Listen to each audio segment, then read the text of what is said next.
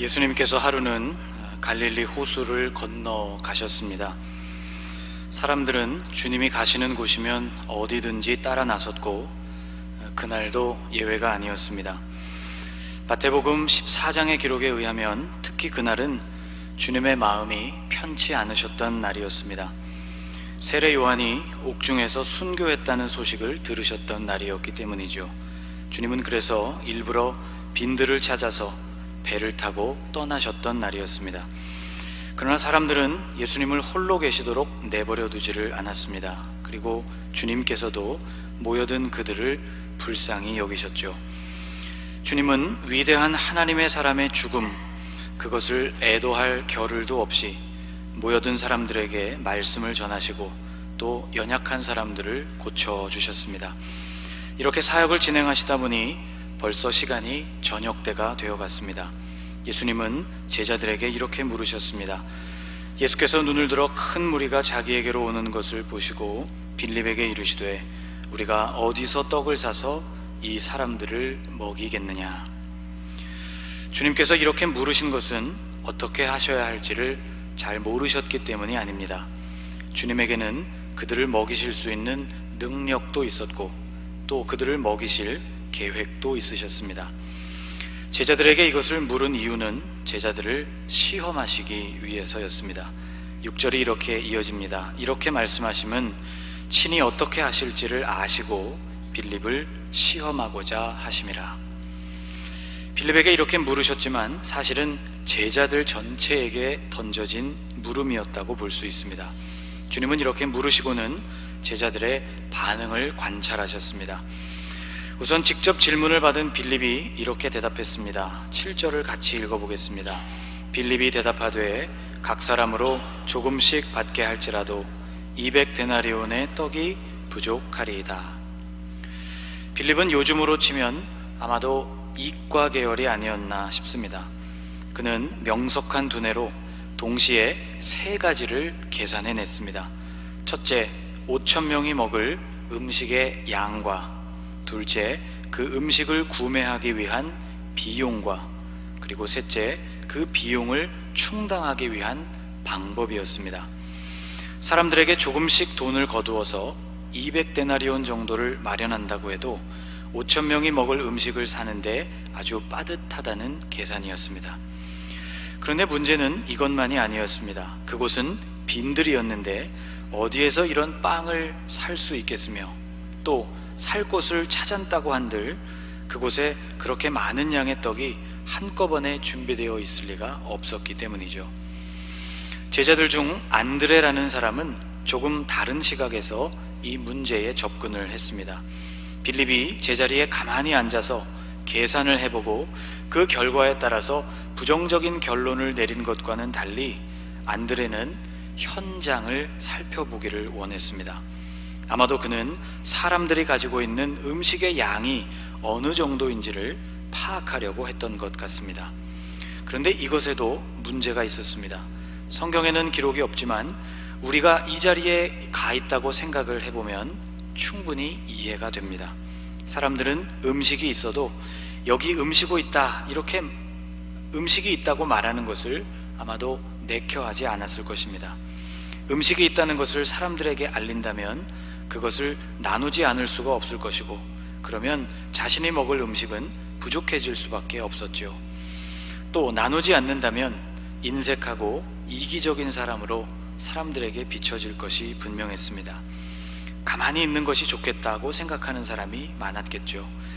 이렇게 생각해보면 안드레에게 음식이 있다고 고백한 사람이 그 5,000명 가운데 아이였다는 것이 쉽게 이해가 갑니다.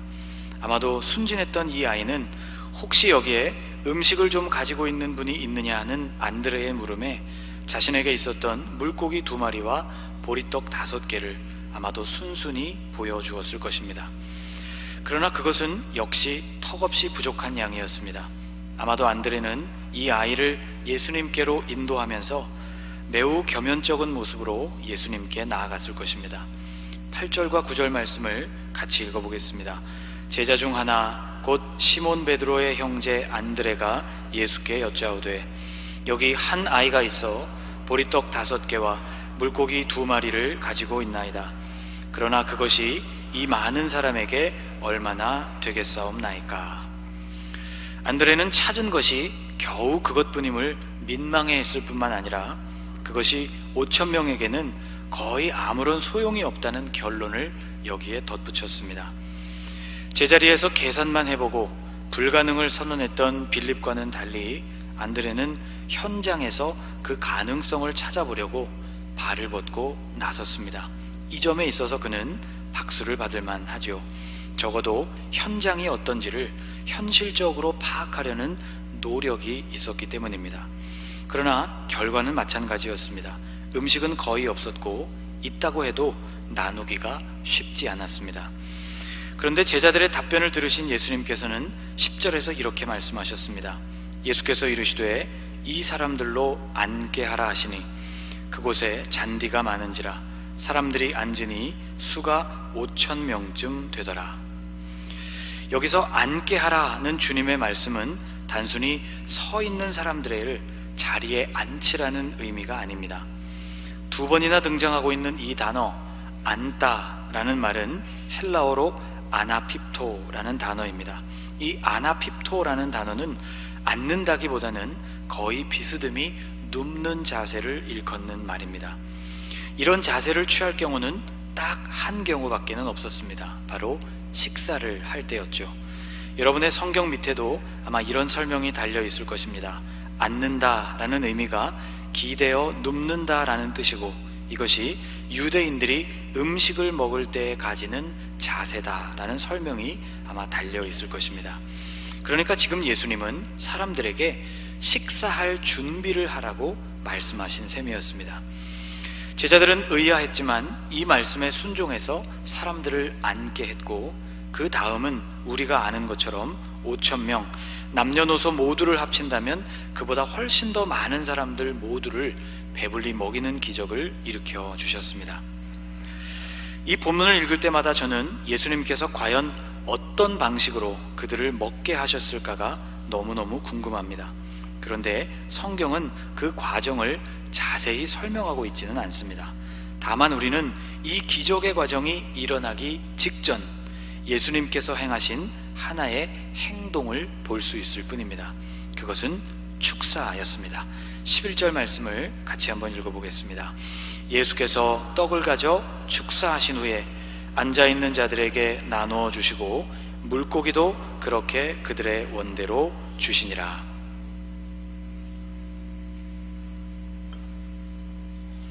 여기 나오는 축사라는 말은 가축이 살 수 있도록 만든 집을 뜻하는 말이 아닙니다. 원래보다 작게 줄여서 그리거나 사진을 찍는다는 그런 축사도 아니죠. 악한 영을 내쫓는다는 의미도 아닙니다. 여기서 말하는 축사는 축, 기원하는, 사, 말씀이라고 볼 수 있습니다. 쉽게 말하면 기도하셨다는 뜻이죠. 그런데 이 기도는 단순히 비는 기도가 아니었습니다. 여기 사용된 축사하다라는 말은 헬라어 동사인 유카리스테오라는 동사가 사용되었는데 이 단어의 의미는 감사하다라는 뜻입니다. 그러니까 예수님께서 사람들을 식사에 앞서서 자리에 앉히시고는 감사의 기도를 드리셨는데 바로 이것이 뒤이어서 일어난 기적과 아주 밀접하게 연관되어 있다는 뜻입니다. 그런데 생각하면 생각할수록 이 대목이 참 아이러니합니다. 아니, 무엇을 감사한단 말입니까? 여러분, 지금 이들의 상황을 한번 잘 살펴보십시오. 지금 예수님과 무리들은 음식을 준비할 수 없는 빈들에 나와 있습니다. 날은 저물어 가고 있었고 어떻게 하면 좋겠느냐고 제자들에게 물으니 한 제자는 재빨리 계산을 끝마치고는 그 일이 불가능하다고 말했죠. 다른 제자는 물고기 2마리와 보리떡 5개를 찾아내기는 했지만 그것으로는 어림도 없다고 단정짓고 있었습니다. 먹게 될 음식이 무엇인지 감도 잡히지 않았고 그 음식이 과연 5,000명을 먹일 수 있을 만큼 이미 불어나 있는 상황도 아니었습니다. 도대체 아무것도 이루어지지 않은 이 상황에서 주님은 무엇을 감사하신 것일까? 그런데 가만히 생각해 보면 놀랍게도 감사할 것들이 있었다는 것을 발견하게 됩니다. 주님은 우선 노력하는 제자들의 모습에 감사하셨을지 모르겠습니다. 비록 믿음의 길에서는 계속 어긋나고 있었던 제자들이었지만 그래도 그들은 예수님의 과업을 완성할 수 있는 마지막 희망이자 기대주들이었습니다. 정답과는 거리가 멀었지만 그래도 그들은 계산도 해보았고 현장으로 뛰어들기도 했습니다. 이러한 경험은 훗날 그들에게 분명한 믿음의 자산이 될 것이 분명했습니다. 아마 주님은 그것을 감사하셨을지 모르겠습니다.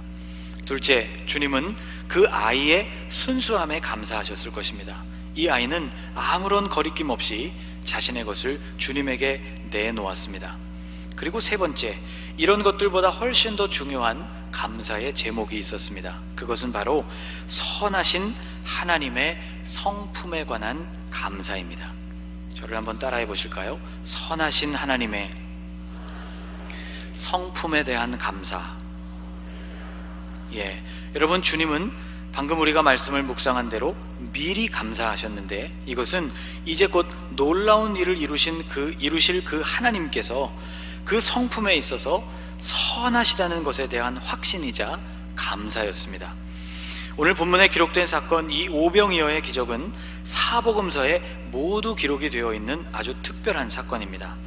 그런데 사람들을 먹이시기 직전에 주님께서 하신 행동이 우리말 성경에 모두 기록되어 있습니다. 사복음서에서 모두 축사하셨다고 번역되어 있죠.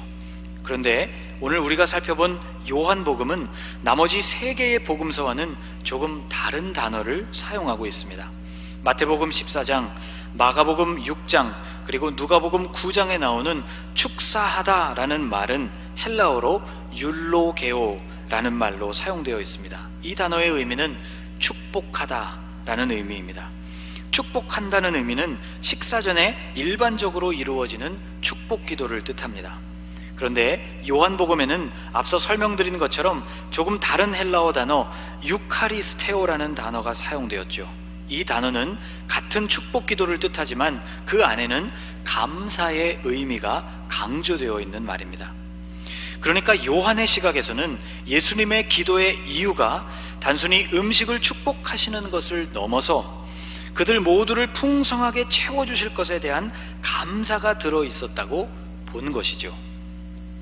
우리는 맥주감사주의를 기다리면서 6월달 내내 감사에 관한 주제를 묵상하고 있습니다. 가장 어린 영아부 어린이들까지 5주 동안 같은 본문과 주제를 가지고 묵상을 이어가고 있습니다. 6월 첫 번째 주에 묵상했던 말씀 혹시 기억하실지 모르겠지만 나병을 치유받고 돌아와서 감사를 드렸던 한 사마리아인에 대한 말씀이었습니다. 거기 누가복음 17장에 이렇게 기록되어 있습니다. 예수의 발 아래 엎드려 감사하니 그는 사마리아 사람이라. 그 6월 첫 번째 주에 저는 감사가 기억과 관련이 있다는 말씀을 드렸습니다. 사마리아 사람은 기억하려고 했죠. 고통스럽던 자신의 과거를 기억하려고 했고 그 고통에서부터 건져주신 예수님을 기억하려고 했습니다. 그 기억으로부터 말미암은 것이 바로 감사였습니다. 그리고 이 감사는 구원의 선언으로 이어졌습니다. 그에게 이르시되 일어나 가라, 내 믿음이 너를 구원하였느니라. 바로 여기서 이 사마리아 사람이 예수님께 행했던 감사가 바로 헬라어 유카리스테오라는 단어입니다. 이 감사는 엄밀히 말하면 자신에게 이루어진 일, 곧 과거의 일에 대한 감사였다고 볼 수 있습니다. 그런데 오늘 본문에서 예수님께서 하신 이 감사는 과거뿐만이 아니라 미래까지를 포함하고 있는 감사입니다. 예수님께서는 이런 식의 감사를 종종 하나님 아버지께 드리셨습니다. 같은 복음서인 요한복음 11장으로 가보면 거기에 나사로를 살리시는 장면이 기록되어 있습니다. 이 나사로는 심각한 병에 걸려서 한 번 죽었다가 예수님께서 다시 살리신 인물로 유명하죠. 주님은 무덤을 막고 있던 돌을 먼저 옮기게 하셨습니다. 그리고 그에게 나오라고 명령하시기 직전에 역시 감사하셨습니다. 요한복음 11장에 이렇게 되어 있습니다. 돌을 옮겨 놓으니 예수께서 눈을 들어 우러러 보시고 이르시되 아버지여 내 말을 들으신 것을 감사하나이다. 항상 내 말을 들으시는 줄을 내가 알았나이다. 여기 감사하나이다에 사용된 동사가 바로 유카리스테오라는 동사입니다. 이 감사의 내용은 41절과 42절을 각각 나누고 있습니다. 이 감사의 내용은 41절은 과거에 대한 내용, 그리고 42절은 미래에 이루어질 일에 대한 감사라고 볼 수 있습니다.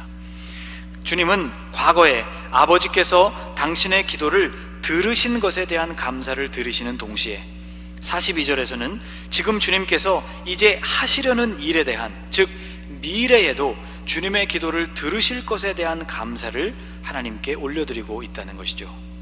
여러분, 감사란 바로 이런 것입니다. 감사란 앞으로 이루어질 일에 대해서도 적용될 수 있는 것이라는 것을 여러분 꼭 기억하시기를 바랍니다. 이루어진 과거의 일에 대해서만이 아니라 이루어질 미래의 일에 대해서도 우리는 감사할 수 있습니다. 다만 우리가 기억해야 할 것은 이 감사라는 것이 기도한 대로, 우리가 하나님께 기도한 그대로 구체적으로 하나님이 응답해 주실 것에 대한 감사라기보다는 그 기도에 주님께서 최상으로 응답하실 하나님의 신실하신 성품에 대한 감사라는 점을 우리는 잊지 말아야 하겠습니다. 구체적으로 이러이러하게 주님께서 이루어줄 줄로 감사한다기보다는 그 기도에 주님께서 가장 좋은 응답을 주실 줄로 믿는다는 감사, 구체적 간구의 응답에 대한 감사가 아닌 주님의 성품에 대한 감사가 되어야 한다는 말입니다. 예수님의 경우를 보아도 주님이 하나님 아버지께 드린 모든 기도를 하나님이 들어주셨던 것은 아니었습니다. 겟세마네에서 드리신 예수님의 구체적인 기도는 우리가 아는 대로 거절되었죠. 주님은 그 거절을 하나님의 뜻으로 받아들이셨고 십자가를 향해서 계속 나아가셨습니다. 다시 말씀드리지만 감사는 이루신 하나님의 일에 대해서도 또 이루실 하나님의 일에 대해서도 우리가 올려드리는 것입니다. 물론 때에 따라서는 빌립처럼 우리가 계산도 해야 할지 모르겠습니다. 또 때에 따라서는 안드레처럼 실제 현장을 확인도 해야 할 것입니다. 그러나 우리에게 더욱 중요한 것은 하나님께서 신실하시다는 것에 대한 분명한 믿음입니다. 그리고 그 믿음을 표현하는 감사입니다. 사랑하는 여러분, 감사하실 수 있기를 바랍니다. 지나온 시간들에 베푸신 하나님의 은혜에 대해서도 감사할 수 있고 앞으로의 시간들 속에서 베푸실 은혜에 대해서도 감사하실 수 있기를 축복합니다. 시편 50편의 저자인 아삽은 이렇게 고백했습니다. 감사로 제사를 드리는 자가 나를 영화롭게 하나니 그의 행위를 옳게 하는 자에게 내가 하나님의 구원을 보이리라. 감사는 하나님을 영화롭게 하는 통로입니다. 또 감사는 돌아와 감상한 사마리아 사람에게 주님이 구원을 선포하신 것과 같이 하나님의 구원을 경험하는 통로가 된다고 아삽도 고백하고 있습니다. 여러분, 시작된 이번 한 주간도 감사로 말미암아 풍성한 나날들이 되실 수 있기를 주님의 이름으로 축복합니다. 기도하겠습니다. 주님, 빌립은 계산했고 그 후에 불가능하다고 선언했습니다. 안드레는 현실을 파악한 후에 절망했습니다. 그러나 주님은 감사하셨음을 보았습니다. 그리고 그 감사가 낳은 기적을 보았습니다. 아무리 혹독한 상황 속에서도 감사의 제목이 있다는 것을 기억하게 하옵소서. 또한 주님께서 우리의 기도를 들어주셨고 그것은 앞으로도 변함이 없을 것이라는 주님의 성품을 신뢰함으로부터 말미암는 감사가 우리의 입술에서 늘 올려지게 하옵소서. 감사로 예배하여 하나님을 영화롭게 할 뿐만 아니라 주님께서 보이시는 구원을 누려가는 하나님의 자녀들이 되게 해 주옵소서. 예수님의 이름으로 기도하옵나이다. 아멘.